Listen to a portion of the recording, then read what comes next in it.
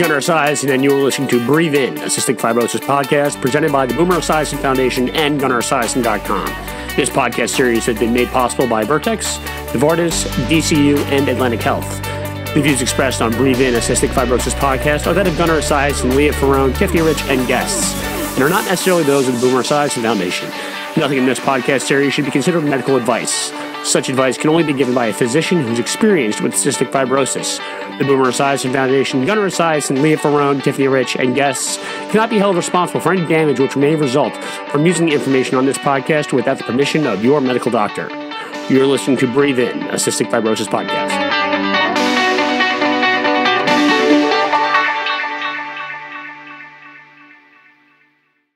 All right, it's Gunnar Esiason back for another episode of Breathe In. How are you guys, Tiffany and Leah? I'm doing good. How are you? Doing pretty good. I'm good. Tiffany, I love your shirt today. I love your shirt. You know, gorgeous. You know what I found out is that you are the only one that hasn't worn it on the podcast. But I wore it in the Instagram. I have a great Instagram of me. But by the way, it was about we do too. It was about 4 degrees outside, and I wore a t-shirt on the pond. Did you wear a jacket but then take it off just for the pic? I was out there in the t-shirt for about 25 minutes before I put the jacket back on. It was so that's cold. That's commitment. You can ask Darcy how cold it was and how committed I was to the picture. Okay, so we wore ours in Disney World. We represented the entire time. We have so many pictures, but they'll go up gradually because we don't want to. Remind the listeners where they can get the shirt. They can get that on Etsy store, which is Salty Sisters. And it's only $15, and you guys should deal. It's my comfiest shirt. I'm not even joking. It's so comfy. My mom wears it all the time. She reps us like no other, and everybody at our work basically has one. Expand the brand. You know? I love that. Yeah. For when summer rolls around, we'll go with like a tank top. I think we'll do a summer tank top. I like that. I like that idea. All right. So today's episode comes from a question on my Facebook page. The question came from a CF mom who asks how we are able to stay organized, right? So organization in CF is a huge battle. It's a hard thing. My answer on the Facebook page was, it's a battle that you need to be prepared to lose. Because there's just you kind of have to learn the hard way. You really do. It's trial and error. So we'll go through the different parts of CF to where you stay organized, from how you manage your daily pills, because I think that's probably the most difficult part is the pills, to how you manage your treatment sessions, to your day, to managing doctor's appointments, insurance, pharmacies, and all that stuff. So all that fun stuff. So let's go to the treatment chair, or I know in Tiffany's case when she used to do treatments, the treatment medicine ball. Or the yoga ball that she used to sit on, which is the weirdest thing ever. I love it, though. What does your treatment station look like? Is your stuff on the ground? Do you use one of the carts that some of the people use? For me, my stuff's all on the ground. I have the vest sitting next to my chair, and the nebulizer also on the ground. Okay. All right, so mine used to be like that for majority of my life. Then I went to IKEA, got one of those treatment carts. Life-changing, not going to lie. Why is it life-changing? Why? It's so easy. So I'm looking at it right now. I'm in my treatment room. It sounds so ridiculous, but whatever. Yeah, it's basically the room I do my treatments in, but, I use it for other things. Anyways, top shelf of my cart has my vest. Okay, then we go to the next part, and I have my nebulizer. I actually have an alarm clock because in the morning, I'm not the best at staying awake doing my treatments all the time. Oh, really? Yeah, I sleep a lot when I do them. I know that's bad, but I do. I'm going to be honest with the listeners. Do you wear a mask when you do it? No, I do the neb, and it always works. You fall asleep with it in your mouth? Mm-hmm. Wow. It never falls out. Are you serious? You used to do that also? How do you fall asleep when you're doing treatments? It's like an active activity. I'm so relaxed. So this is my thing. The noise, it just gets me. So anyways, normally my routine is I do my 3 nebs. Then I do my vest. I don't combine everything. I don't believe in that, but that's just me, okay? I do my vest, and I can sleep through my vest because you're not really supposed to cough when you do your nebs. And to be honest, you're going to lose all your energy if you're coughing the whole time doing your vest. You're supposed to cough during hypertonic. Hypertonic makes you cough. I don't do hypertonic because I can't because it gives me hemoptysis. Oh, you're on. You're. How can you? How can you hate from outside the club when you can't even get in? I know, right? So I feel for all of you that do hypertonic because I did it for a long period of time. And no, I could not sleep during that. But anyways, so then when I get done my vest, that's when I like really wake up, and that's when I actively get the mucus out in various ways. And then I do my antibiotic nebs, which I am awake for because, you know, you really do have to inhale those deeply. But anyways, I have an alarm clock. Inhale all of them. They're all just as important as the other one. I know, but I pay more attention to those because those are more important. All of you are going to think I'm an off-staff patient. I do my treatments every day, though, in the morning and at night. I'm awake for the night ones, okay? Well, the antibiotic ones taste bad. So I think you're awake for that. Yeah, you know? I can get over that. Though. I chew gum. I chew gum when I do that bad tasting ones. I chew gum, and I also plug my nose with the nose clip. I have the nose clip. My nose clip is actually next to my nebulizer. But I have the alarm clock, so it can go off I have everything timed out just in case I fall asleep, okay? All right. Okay. So I have that. And then I have, so sometimes I need chest PT. Lately I've been needing it to get some extra mucus out. I use, whoever's going to do it to me, I have them use those like oxygen ventilation masks. Yes. So I have 2 of those. I have my acapella. I thought you were going to say you have like a plywood piece of wood that someone just whacks you with.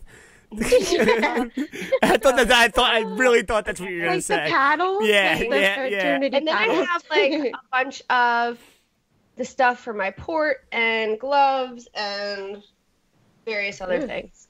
Oh my goodness. Oh, wow. Interesting. Yes. Yeah. But it's nice because if you have it all plugged into one extension cord, you can just easily put that on the top and you can move it into a different room. Don't have to, you know, pick up all these things and move them where you want them. That's definitely a plus to it. I've never really. So that's why I like it. Tiffany, did you use the cart? No. No. So Tiffany, I always had my. I just got a year ago. I can always lean on Tiffany to have my back in these situations. Yeah. No, I'm always I never was on the cart thing. I have a zebra print little stool, and I always put my vest on that. Yes, yeah, right. My background here. And then I got one of those organizers, just those plastic containers that have the drawers. Like a giant Tupperware thing. Yeah, so I had the oxygen tubing in there too, because I had to change that a lot. And then I had all my nebs, and then I had all the, you know, medicines that didn't have to be refrigerated and all that stuff. So it was very convenient for me to just reach over, especially when I didn't want to get up and move a lot because I couldn't. So yeah, that was my whole station area. So now you know what I'm going to do? I'm going to take a picture of my treatment cart this week, and I will, for real, put it on the Instagram. Yes. Just so people can see how I have it laid out. Yeah, that'll go well with the that'll go well with the podcast thing. So now, all right, so now that we've covered the treatments, how do you organize your pills? This is the one that I think gets away from people because there's so many of them. What I do is I have some pills are like morning and evening, so I keep my evening pills that I'll take with my feeding tube by my bedside. Right, I'll leave those. Okay. I'll leave those on my nightstand. With that, I have my feeding tube specific enzymes. I have my feeding tube materials. I have my pill crusher that I need to crush my enzymes for the feed. And then if that's sort of my dedicated nighttime pills go there till, you know, some pills are obviously timed as well. So that stuff stays at my nightstand. When I wake up in the morning, though, I have everything else by the coffee pot. Because the coffee pot's the first place you're going to go in the morning, right? It's the first place you're going to... Stuff's everywhere. So, no, it's the first place you're going to go, and I have them lined up. I have whatever I need for that day. So I have...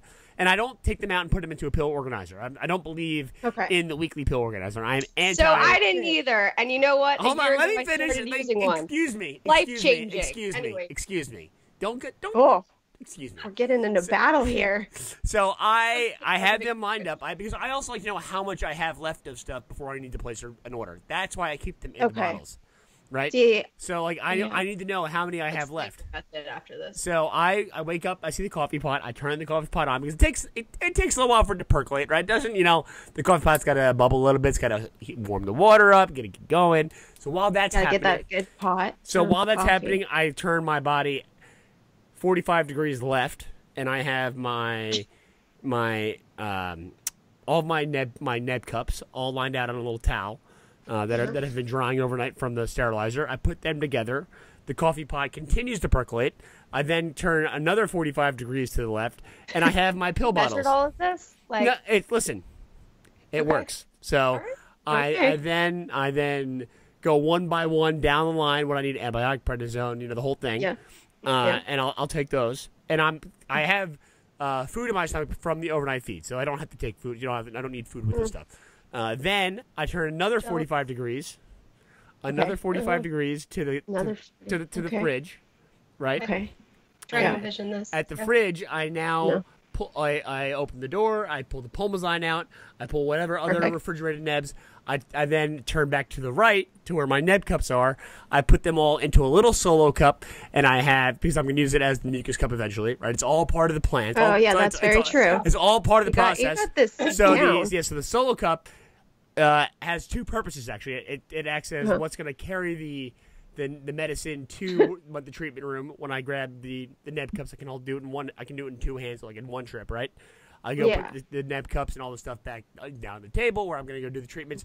I then go back into the kitchen. The coffee is done. I grab the coffee. I grab a water, or the water that I had used to take my pills. I now go back into the room and begin treatments. That is how I stay. You are very efficient. Yes, that is how I stay organized in the morning with my pills and make sure that I'm not missing anything. Okay, so I have to do all pills now. So I'm a very big person about that pill box. I love the pill box. I have a lot of meds, and I feel like if I put them in the pill box, then I know how many I have for the next week, right? And then I can order them accordingly, because I am on very important medications for anti-rejection. Yours might be a little more important. Yeah, I think in your situation, the weekly pill organizer is probably appropriate.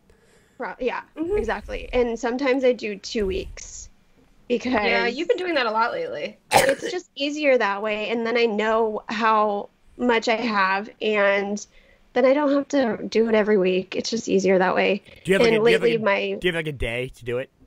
Yeah, it's usually it's either Sunday or Monday. I usually do it. And then I know what I need, and then my pills don't usually change anymore because my levels are pretty leveled. So it's easier. That's convenient. They all leveled out. So they don't change much anymore. So I think it's easier with that. And I have the morning meds, then I have the afternoon, and then I have the evening. There's one med that is liquid that I take, but that's easy. It's when I wake up, and it's when I go to bed. Oh, you drink a liquid med? I do, and God, it's rather disgusting. But you know what? It could be worse. I'll just say that. I mean, is it even worth it to have lungs at that point? Like, you have to take liquid medicine. Like, is it even worth it? I hate liquid medicine. God, it's horrendous. I have to take liquid stuff every day too. Oh, really? Yeah. God, it's I feel like it depends. I think they might have a pill for it, but I think it depends on your absorption, how you absorb it better. So that's important. So keep doing the liquid. Liquid works, and I have the scientists need to figure out a good flavor for it, though. That's on the scientists. Yeah, I feel like that's on them. It was funny. My friend always said, your treatments, we should go to a scientist and see if they can make them a fruity flavor or something. A scientist, just the scientist, the scientist that does that. Exactly, and make it just this. Today I want strawberry. I wish you could. Today Toby will taste bubblegum. Exactly. The worst kind. Today I want a salty potato chip. I'd want Sour Patch Kids all the time. That's what hypertonic tastes like, the salty potato chip. That's what hypertonic is. Yeah, it does. It does. Yeah, but it's not fun. That was my least favorite one. But now, Tiffany, when you travel somewhere, does the weekly pill organizer come with you? Oh yeah, I fill that thing up. I fill extra week of it up, and then I bring extra meds too, just in case. The extra meds are essential. They are. Yeah, really scared, and having like this past vacation, I did 2 pill boxes, even though I was going for 1 week. And then I had the extra anti-rejection meds in a bag just in case. Mm-hmm. You never know. Exactly you never know if it's going to go on the floor. Actually, Jeff, I'm going to throw him under the bus. He hit my pill box and it fell on the floor and all of my pills went everywhere. Oh, God. Yeah. And I was like, oh, that was a lot of money. And there goes 120 grand. Yeah, pretty much. Like, oh my gosh. He's like, I'm so sorry. Oh my gosh. And I'm like, it's okay. It's okay. We have extras in my, in my bag, whatever. But yeah, that happened one day. Oh, God. Horrendous. That's awful. All right, so now, Leah, tell us why you've moved to the weekly pill organizer. All right, so I used to do about it. What? Why you feel so strongly about it? I love it. Okay, so I used to do what you did. Not gonna lie, I did that forever. Okay, I would pull my pills out every single day, or I'd do them at night, like the night before. I'd pull out my morning meds and stuff like that. And then one day at work, we suddenly got a shipment in of these lovely pill boxes. So I decided, you know what, I'm going to try this because I tell all my patients, fill this up. It's one of the ones that has, morning, like mid-morning, afternoon, and evening, okay? So I was like, I'm preaching this to all my patients. I'm going to try it myself, because I get a little irritated pulling them out every day. I'm not going to lie. I just do. So, I think this was about a year ago I started this. So filled up on a Sunday evening, filled the whole thing up for the week. And then what I do is so it gives you a nice visual of how much medication you have left. If I have a couple pills left in the bottle or maybe a week left in the bottle, what I'll do is I have like a certain spot on the counter where I'll just put that bottle. So all the ones that I'm running out of, if I'm running low, it goes corner on the counter. It goes on the counter. For me, it's an extra 45-degree turn to the right. For me to do that. Oh, okay. So we got a whole 360 going. Yeah. So I realized it made me more efficient with, in the morning or in the evening. I don't have to think as much. It's already done for the week. But it gave me a better visual of you're running out of this med. You have X amount of time to get it. Mm-hmm. So I'll put all those to the side. I also have 2 cabinets in the kitchen where I store, my crayons on a shelf. I have my Zopanex and my different inhalers that I do, and then all my different pills. Mm-hmm. So that really helps me stay organized because some of those things take up a lot of space. And that, again, gives you a nice visual of, I have this medication, I don't have this, I'm running out of this. Mm-hmm. You know what I mean? So that way you're not running into this dilemma of, oh, I'm going to be out of medication tomorrow. Yeah, that's trying to get worst. that. That's hard. It is. And very stressful. So bad. So, and then, I mean, I usually have to take pills in the morning, midday, and in the evening, so the pill box was very nice for that. So do you bring it with you to work or whatever? I don't. So usually what I do is I'll take my pills in the morning. I also have one medication that's liquid, kind of like Tiff. So that one I'll take before I leave, and I have those laid out on the side of my pill box just for the day. I pull that out every day. But then my midday pill, I'll pull it out of the pill box, put it in a baggie, and then usually put that in my pocket for at work. And then when I eat lunch or, get 5 seconds to myself, I'll take it. Okay. So that way I don't really forget it, but I don't have to bring the whole thing with me because the pill box is pretty big. Yeah, that's what I'm saying. It doesn't make sense to bring it with you. See, that's why I'm like daily pill box because when I'm done after I'm done with my treatments and I bring the treatments back into the kitchen to, be ready to get sterilized or whatever and washed, I then load my daily pill box, right? Then I go grab the daily pill box and I put whatever I need. Like that's where the enzymes go. And like, do you put your enzymes in the weekly pill box or do you just have those separate? Those are separate, so I have the bottle next to the pill box. Yeah, I just have the bottle. Yeah, it's not like because I couldn't fit them all in the pill box if I did that. Because it's like it's like the classic, like CF nurse at the hospital that like comes in and tries to like gives you the enzymes at like 2:30. Like, can you leave me enough for the whole day? Thanks. Yeah, right. Enzymes are the one thing that if I ever do get hospitalized, the enzymes come with me to the hospital. Oh, definitely, always. I think we all learn that. You really need that, or you'll never get your own eat. bottle. Easily. Yeah, my favorite also is I normally take 6 enzymes with a meal or a snack. Oh, so you're on little baby enzymes then? Yeah. No, I'm on the big ones. And you still take 6? What? Yeah. Wait. You're on 40s? I think Gunnar and I are on the same one, right? I'm on 40s. Yeah, me too. 40. I'm on the highest dose of Creon. So Oh, I don't know. I don't know what that is. I don't take creatine. So, okay. I don't know how it compares with what you guys take. Okay. But I take 6 of them. So, what were we talking about? I don't know where I was going with this. Oh, when I'm in the hospital. Sorry. Okay. My favorite is a nurse, that really isn't educated on CF or just maybe isn't really educated at all, will come in with the Creon and they'll bring in 1 pill. Yeah. Like 1. Yeah, that's a fun thing. And I'm like, all right, you got to go back. Yes, I'm going to have a single peanut for a snack. Just 1 peanut. Yeah. Just one peanut. Okay, this is me just like smelling the food, but okay. The worst is when they have it time scheduled to give you meds and you're like, I'm not eating. Right. I don't eat it right now. And they're like, but it's scheduled for this time. I was like, I do it when I eat. Yeah, if I took those right now, I'd have an intestinal blockage. Then you'd be coming in to do something else. You don't want to have to. Exactly. You don't want to do that. So let's just listen to the CF patient that does it every day, and go. And my hospital, not Stanford, other one that I used to go to.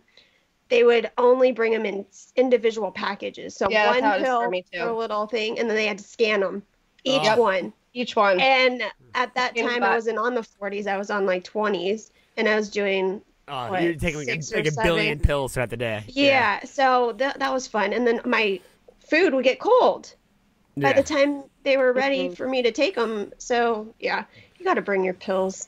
Yeah, I mean, there's no easy way around that. There's also certain medications when you're in the hospital that, for some reason, they can't get fast enough. So occasionally I'll bring those too. It's always the enzymes too. Yeah. Yeah, that is a tough one. Okay, so now, all right, how do we stay organized with the doctor's appointments and managing all of our doctors? So, I was actually talking about this with someone not long ago. Like, I don't really have very many doctors. I really have one. I really just have my CF doctor, I guess. And then I do have a GI doctor, that the guy who placed my feeding tube, but everything is sort of managed by CF. Like that's really my only doctor. So making appointments isn't very difficult. I just I know when I'm going to do it at the end of every appointment, or if I'm in the middle of a drug trial or whatever. It's all made. I just keep that all organized on my phone. Like that's how I do that. Yeah, I think the phone's really important. I do this different. Oh my God! Now tell us how you do it. Sometimes I write it down though on a calendar and stuff. So I break my phone a lot. So my phone is not a reliable source. And her battery life sucks so bad. Okay, she learned that. Anyways, yeah. So Leah breaks out like the little notepad. She still has a notepad from 1975. Oh my God! I have a planner. Okay, I get one every year. Yes. I'm old school. I love my planners. They're the best thing in the world. I write every appointment in there, every day that I work in there. It helps me stay organized, because without it, I wouldn't know where I'm supposed to be. Yeah, that's true. You were definitely one of those girls in college that had like 6 different colored notebooks, one for each class. Yeah, because they were pretty. Oh, God. They were pretty, and they had sparkles, and then you had all the colors. Yeah. Color code everything. In high school, I used to decorate my planner. Like that was a thing. Yeah, I did all the borders. I don't do that now. Now I just am lucky enough if I write my appointments in it. But yeah. So I go to the CF clinic usually every month and a half to 2 months. My CF doctor is hard to get an appointment with. So what I have to do is I usually have to book out my appointments far in advance and kind of plan them out like that. So the planner is nice because I can write all that down. Our PFT appointments are separate from our clinic appointments, so we have to schedule that as well. Stupid. That's so dumb. I know. I hate it because it makes the appointments really tough. So Half the time my PFTs are scheduled after my appointment. Which doesn't make sense. You can't do. So they have to just kind of figure it out. I also go to weekly PT. So when I go to PT, I either go once a week or twice a week. My times vary with that, so I write that in there. I was seeing an allergist for the past couple of months, and I was going once a week to that as well. So it was hard to keep track of when I had to be there, what meds I couldn't take a couple of days before, things like that. And then, every so often you might have like a dentist appointment or something like that. Yeah. But I go to enough appointments that the planner really works for me, especially with my nursing schedule. It keeps me straight. So that's the best method for me. But I know most people use their phone, and I'm living in like old times here. So right after transplant, I was going to transplant clinic literally every couple days. Yeah. And I had to write down everything. And especially when I was there, I had to write down my new med schedule. They were changing like crazy. So I felt a planner was good then when I had it. I actually got it as a gift, which was nice to have. So I knew all my appointments and stuff. Now I use my phone because I'm on it like 24/7, you know, typical. Right. And Queen. yeah. And so I find that it's easier that way. I have transplant clinic every 6 weeks now. And then I go to, I have to do lab work probably every couple weeks. So I have to make sure I know that. And then I actually had to go to the ENT recently. So that's a new doctor. Then I still go to CF clinic every 3 months. So I have to schedule that out. So I always put in my phone, and thankfully we have the iCloud. So if I did break it, see, I ran out of space, so I don't know how to use the iCloud. I'm not very good with it either. No, I don't know how to use it. I don't really know how to use it. I'm really not technology savvy. I kind of am. I mean, I produce the whole podcast, but I don't know. I don't know how to. I can post a post on Instagram. I can put this on iTunes. I don't know how to get my phone numbers onto the iCloud and then get them off. Oh, God knows what I have on the iCloud. I just have no idea how to get it off the iCloud. You probably have a lot on there. You just don't know it. This is my one thing with using the planner on your phone or the calendar. You don't really get a monthly visual. Or at least I can't figure out how to do it. You got to download the right calendar app. You got to get the right calendar app. Yeah. All right. Well, maybe you guys can teach me this, but I still am going to have a backup planner because if I break my phone, it's no good. I also find my planner helpful with when I need to start and stop certain antibiotics because for me, I rotate my rotations are weird. I don't do monthly rotations. I do for 2 meds. But then for other meds, I rotate one every 2 weeks, one every week and a half, one every, 8 days. So it's just, it can get a little confusing. And that's also why I found the pill box helpful as well as the planner helpful because I write all of that in there along with my appointments. And then I don't get confused because I know what days I'm starting and stopping things. Yeah. I'm also just saying I'm known at Boston Children's for how amazing my planners are. Well, that's just good. That's good to be that. I like to. Yeah, I mean, the visual representation of things is good. I think that's. I'm a visual person. I think that's what it is. I need that. My newest thing is since I took over care when I turned 26, my healthcare is collecting receipts. So what I did in that department, right? Yeah. So because you can get.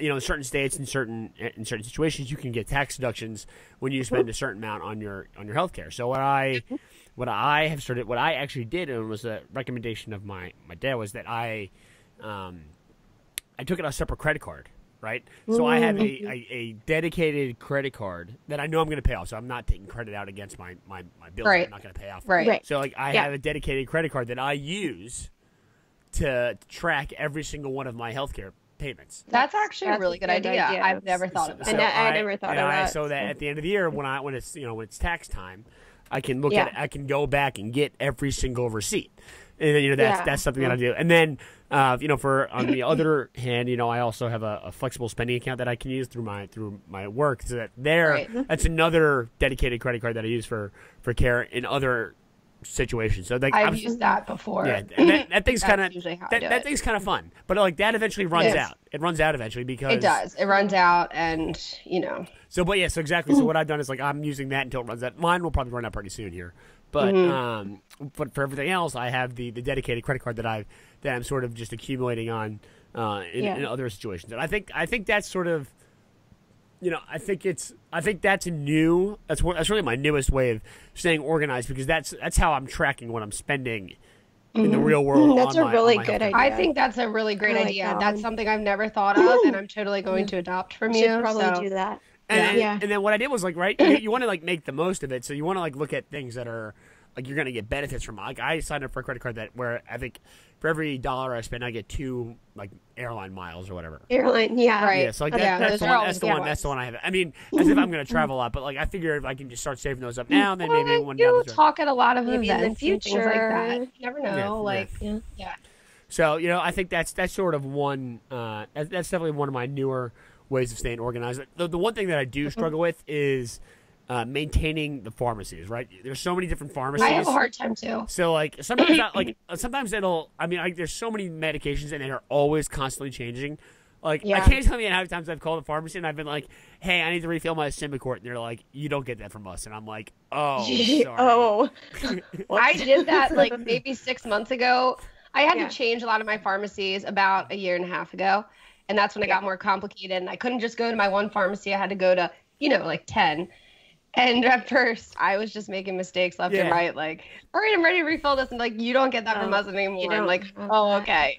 What I see? Yeah, thankfully, I'm one. Yeah, see, I'm one pharmacy. That's one and done. So for me, like when my little, it's like my lungs. You go pick them up from the hospital, right? Like the dedicated. Yeah, it's a hospital pharmacy. Yeah, amazing. See, those hospital pharmacies are clever, and I'll tell you why. Because someone along the lines felt that they could get a piece of the pie of these medical bills, right? Like they're like, why are all these other pharmacies benefiting from these the drug prices when we can set up our own pharmacy and all of a sudden we're making the money off our own patients? That's all that is. That's all that is. It's totally true. But it makes things so much easier for the patients because every time I talk to patients who have a dedicated hospital pharmacy, they love it. And we have an app, so we can order it on the app, and then it'll be there. Within the time. Can they send it to you or no? They can send it. Yeah, it just depends on the medicine. If it has to be if it's a special order, no. But most of them you can get sent. Wow. So that's nice. That's amazing. It's just convenient that way. Wow, I wish I had that. Germs to go over there. I wish I had that. Yeah. Oh man.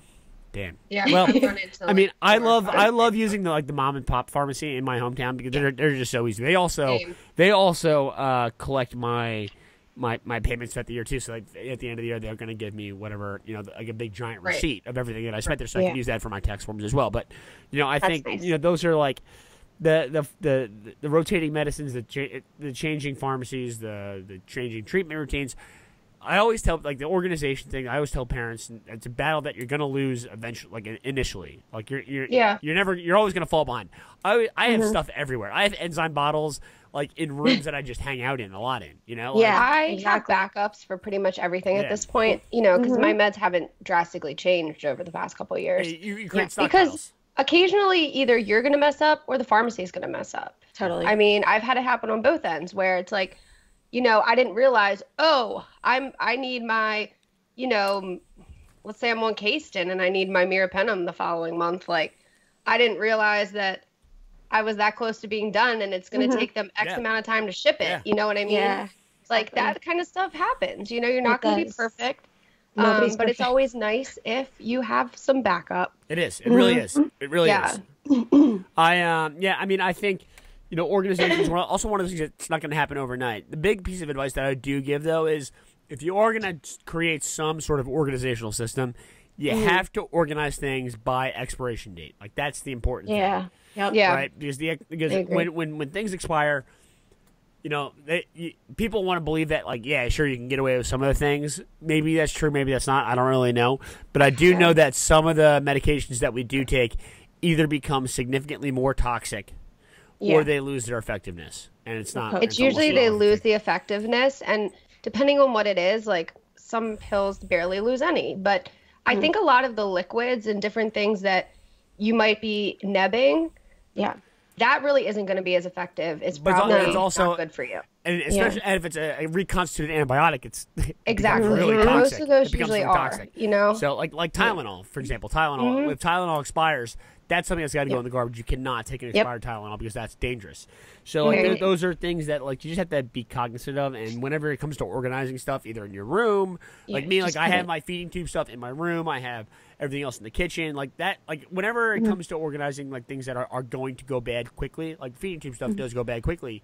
You gotta know. You gotta be willing to use that stuff first, right? Yeah, exactly. You can't just like wing it and be like, hopefully this is still fine, because it's not. My whole cabinet that has all my meds, I have everything with the earlier expiration date forward, so that when I go in there, I just pick it up, and I know that's going to expire sooner than the other ones behind. Exactly. Right.